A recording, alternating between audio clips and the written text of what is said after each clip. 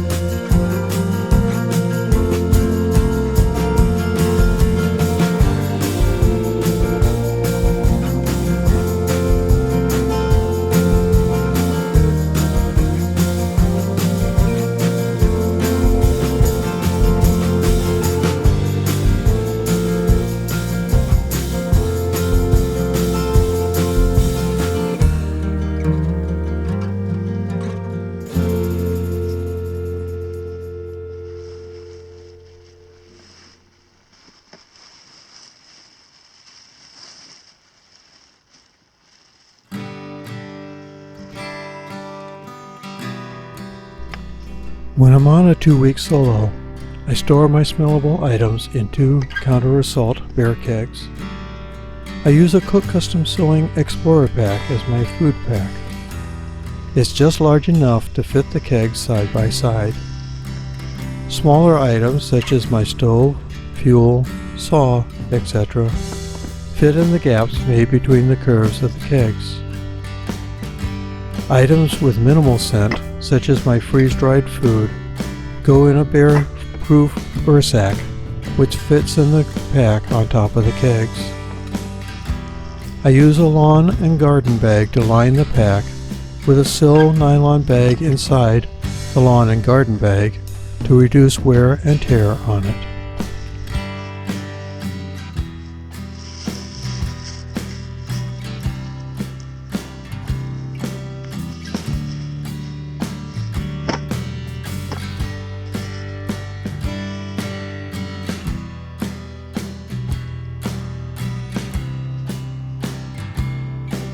I use a second Cook Custom Sewing Explorer pack for my equipment. It also is lined with a lawn and garden bag and a seal nylon bag.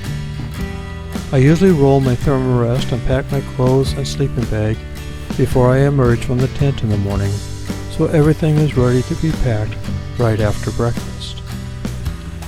I pack using the first in, last out concept, with sleeping bag, clothes, thermarest, etc. going in the pack first, while the tent and tarp are packed last. The latter are then handy when I arrive at the next campsite.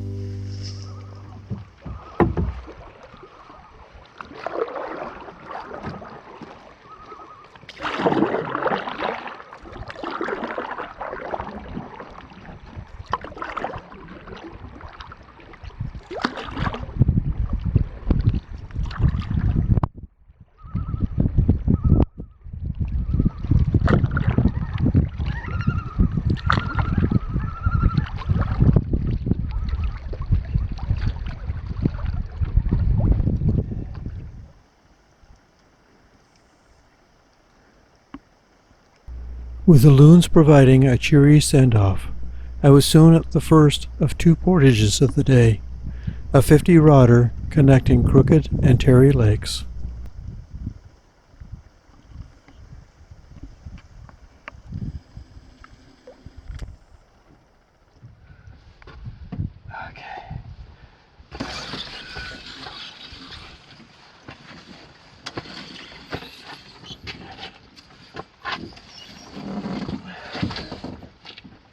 Yeah.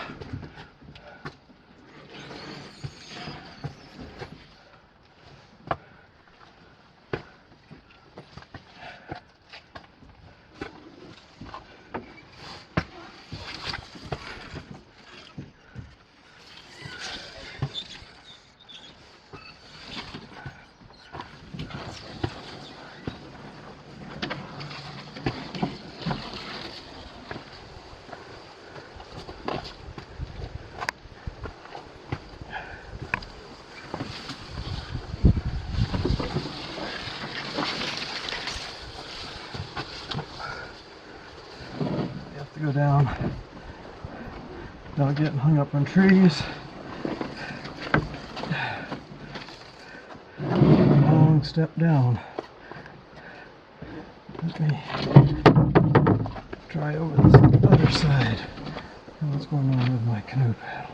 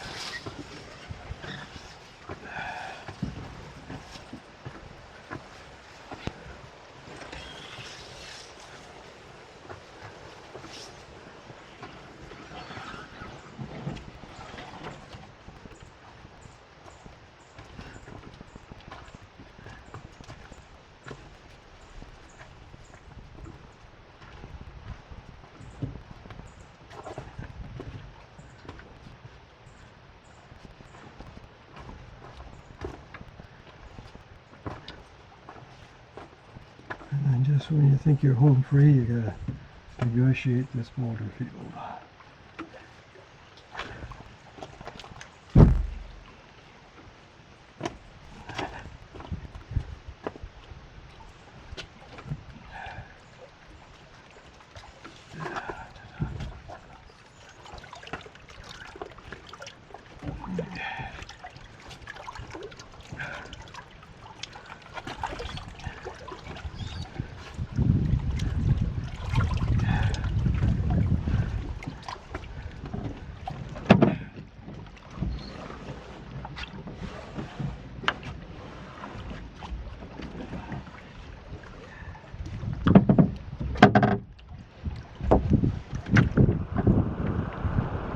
We'll pull over here where it's a little bit calmer.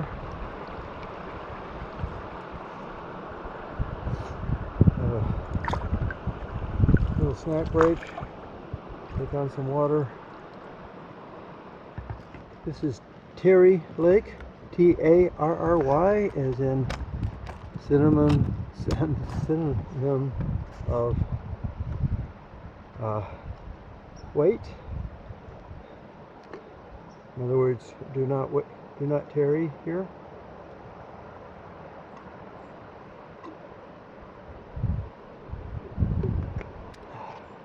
With no campsites on the lake, there's not really any place to tarry. Well, I made it across that thing. Longest portage of the day.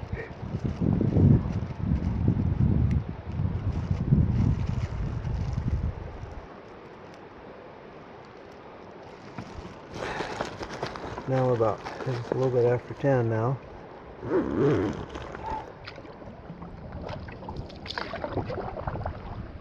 There is a long, well, not real long, but long narrow lake.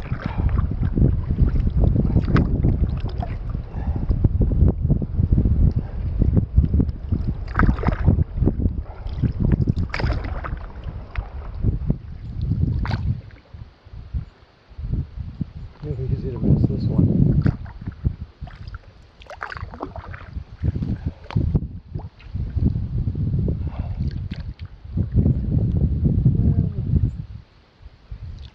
Looks like the landing ain't too bad.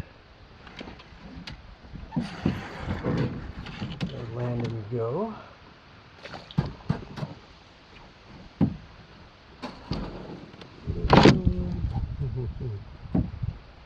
Not too bad for a tandem canoe where the bowman can jump out about now. Here we go. Just a little bit of maneuvering around gets me where I need to be. There we go.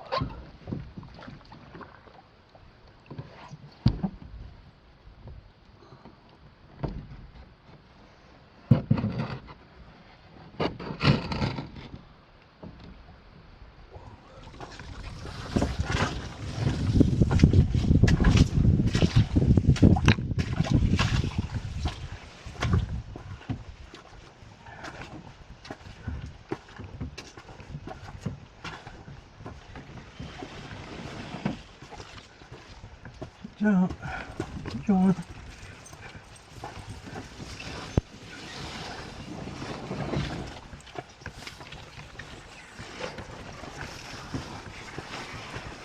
Okay.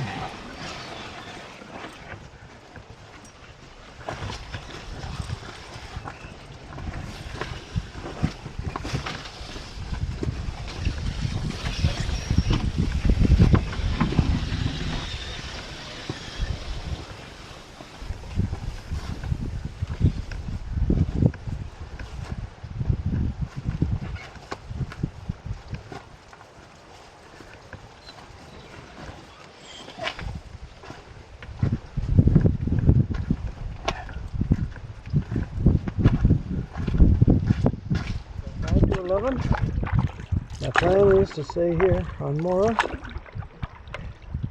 tonight. So, just gotta find a campsite.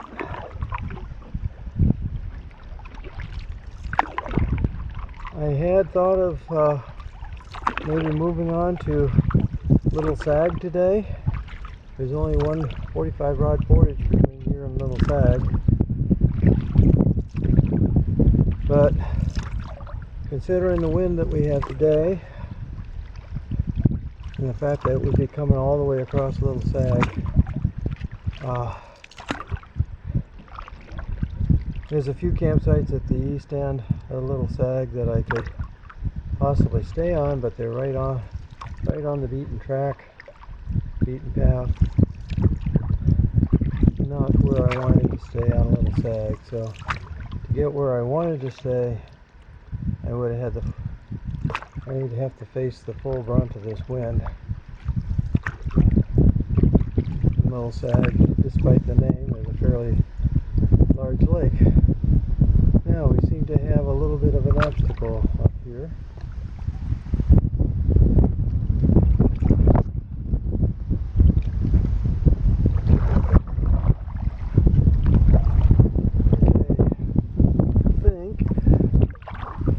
Bit of luck, I can sneak down through here. The wind doesn't push me up on the rocks.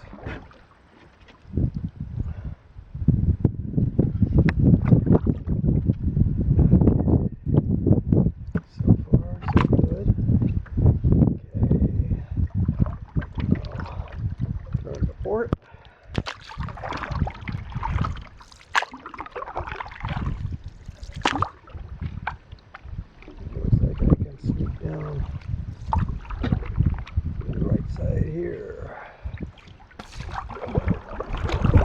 At least the current is going with me here.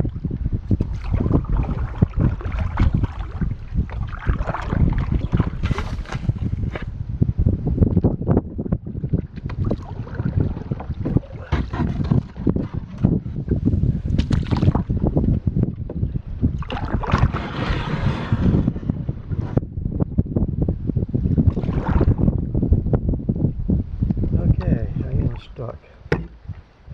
That's okay. If I get out of the canoe, I think she'll float again.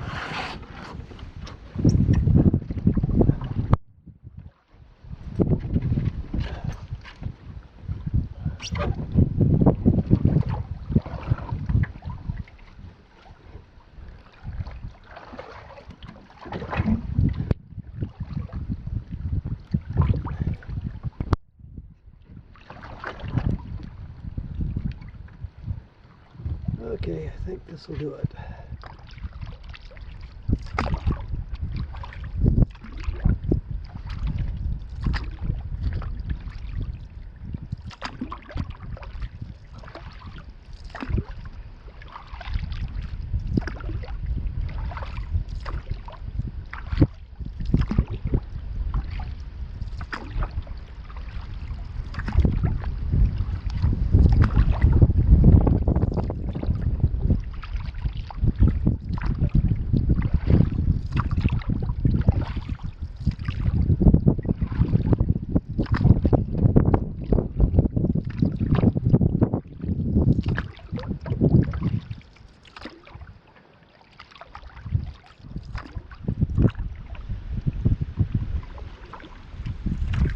Well, there's supposed to be a site up in here somewhere.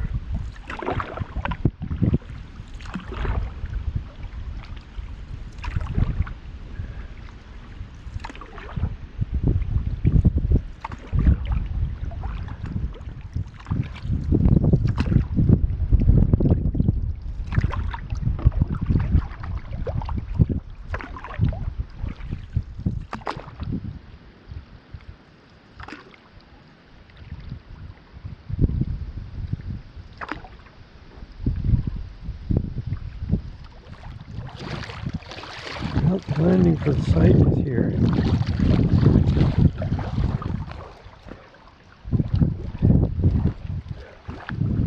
Up in here.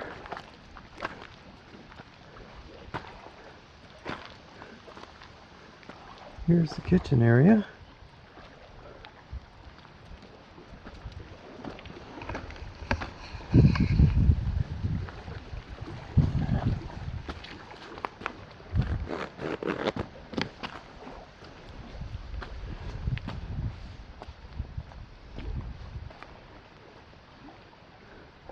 Not seeing much for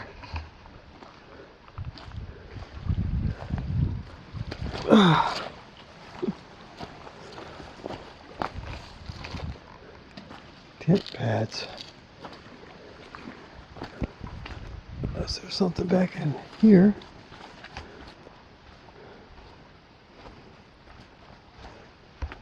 Okay. Next place for a tent back in here.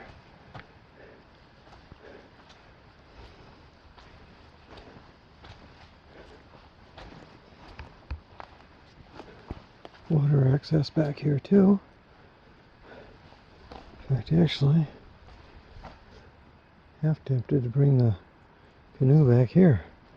Although where I have it is pretty decent. But this would make it a lot better. Garage here.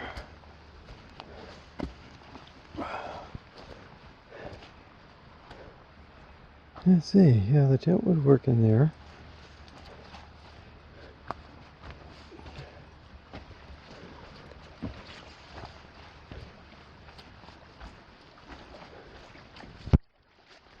And I could probably make a couple of places here I could set up a tarp. Trail back here, I assume that's heading back up to the latrine. Yeah, I think that's the latrine trail. I think we can make this work.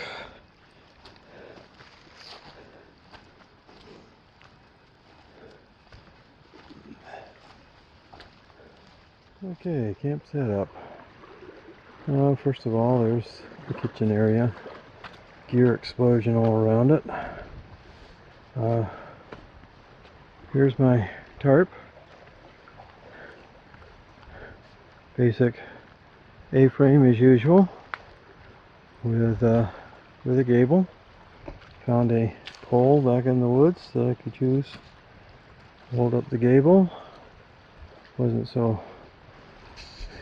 lucky to have a tree in the right place like I was at the last camp. Okay, then come back this way into the cedar woods. Nestled in the cedar woods is my tent. Full air mode right now. I'll be either doing the vestibules up all the way or part way at nighttime, at bedtime. I want maximum air right now. So this is the view from my tent out the one side, back towards camp. And the other side is a view of the lake through the cedars. I pulled the canoe around to the other side. Now, the other day in my intro video I said I didn't have any new gear to present on this trip. Then I happen to think I do. I've got a new sleeping bag called a Cosmic 40. So it's a 40-degree bag. It's made with dry down. So it's supposed to have the advantages of down, compressibility, all the rest of it, without the disadvantages of being worthless if it gets wet or taking forever to dry out or whatever. So far I'm loving it. I used to really like my Cabela's Boundary Waters bag too, but unfortunately that just got way too old. And I thought about all the different ways that I could maybe restore it, but I think it was time for a new bag. This Kelty didn't cost a heck of a lot, and like I said, so far I'm loving it. I did actually have it on my Lake Superior North Shore camping trip back in early June, and I actually introduced it then, but of course nobody's seen that video yet, so this is probably the first time it'll be made public.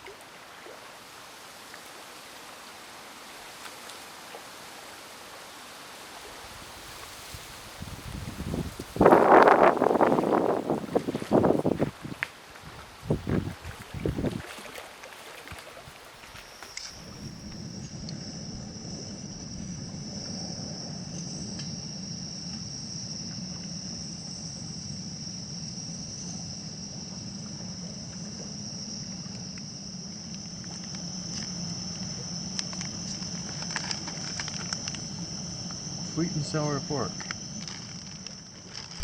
I had complained on a past video about the fact that so many Mountain House meals are only available in 2.5 or even 3 serving pouches.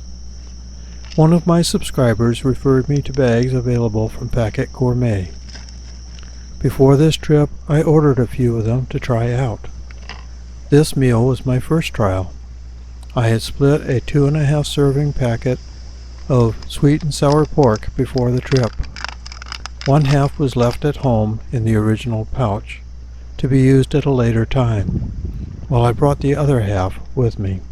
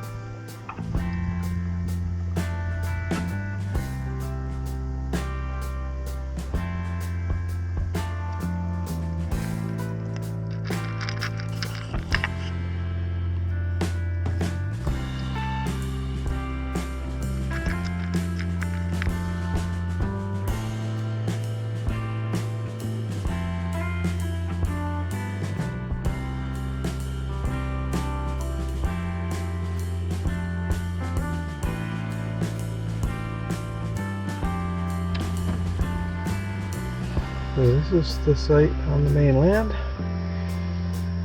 behind my island. So I have definitely confirmed that I'm on the island site now. And I've also confirmed that there's nobody at this site. I have the lake tour myself tonight.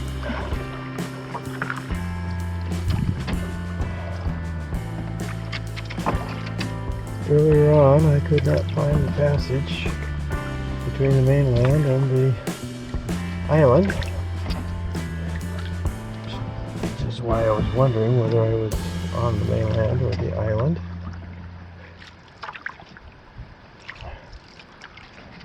See about going through from this side instead.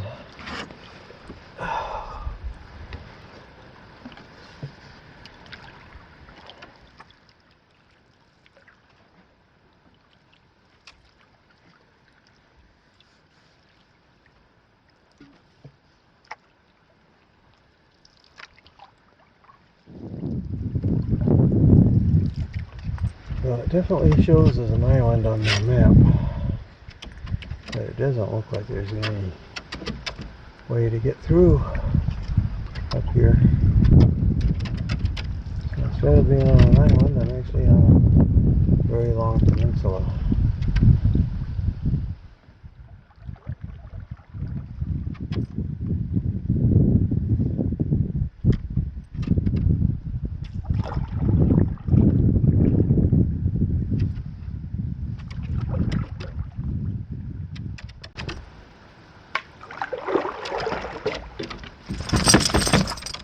Nope, no one here except for a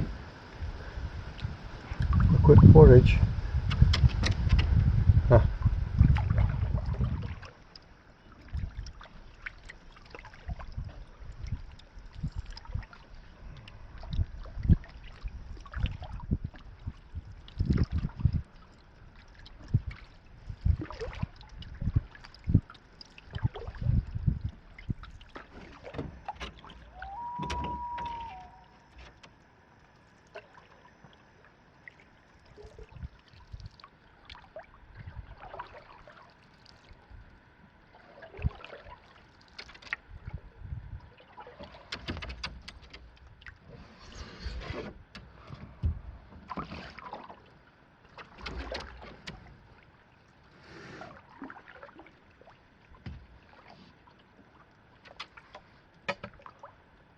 Okay, what we did today, we started out on Crooked Lake here at this campsite.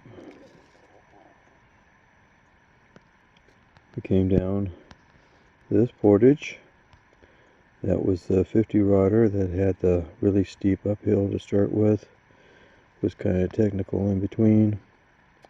I triple portaged it. It ended up in that pine area with all the boulders and everything. So not the greatest of landings, but it was okay. I've seen a lot worse. Then we came on down Terry Lake, Tarry, and did the 10 rod portage across from Terry to Mora. Both ends of that were pretty decent landings, especially the Mora end of the portage. Not really all that bad of a portage, but I still triple portaged it rather than gather everything up together. It was just easier. Okay, then I came in and I decided to check out these two sites because I figured they were off the beaten path, a little bit more remote. This one here I think I saw, but it was in there was apparently a fire that went through here many years ago. I don't know when it was, whatever, but obviously, you know, you can still see that there was a fire here. And so that one, what I saw of it, looked very open, not a lot of shade or anything. So I decided to go on down and check this one out. and I never did find it. Down in that area there are a lot of cedars, and so it just might be that it was hidden back in the cedars and I never saw the opening. But in any case, the other thing I was looking for was some southern exposure so that I could charge up my power pack, and it was obvious that even if I found that campsite, it wouldn't have that. Now this one would have had plenty of exposure, but too much. So then I came and I was going to look for this campsite here. Again, I thought it might be a little bit more off the beaten track than this one. Now, the map shows this as a definite island, so I was looking for this gap. I came down into this bay, but I couldn't find the way through, so that confused me. So I came on around here, and then I couldn't decide whether I was on the mainland, whether I was on that campsite, or on that campsite. But I finally figured out in the end that that's the campsite I was on the island. Now, after a short while after I got here, there was a party that went paddling past that said hi to me and kept paddling. It was shortly after they went by that I noticed I didn't have one of my Nalgene bottles. And I remember I took the food and water break just after that portage, so I definitely had it there. I had it loose in the canoe after that, so the only thing I could figure was that I left the bottle on this portage. If that group that went paddling by found my bottle, they never said anything. So after a little while before I really set up camp, I decided to brave the wind and everything, and I went all the way back up to this portage to look for my bottle, and it was not there anymore. So I don't know if that group found it or there was another group while I was dinking around over here that found it. I have no idea. All I know is that I am now missing one of my Nalgene bottles.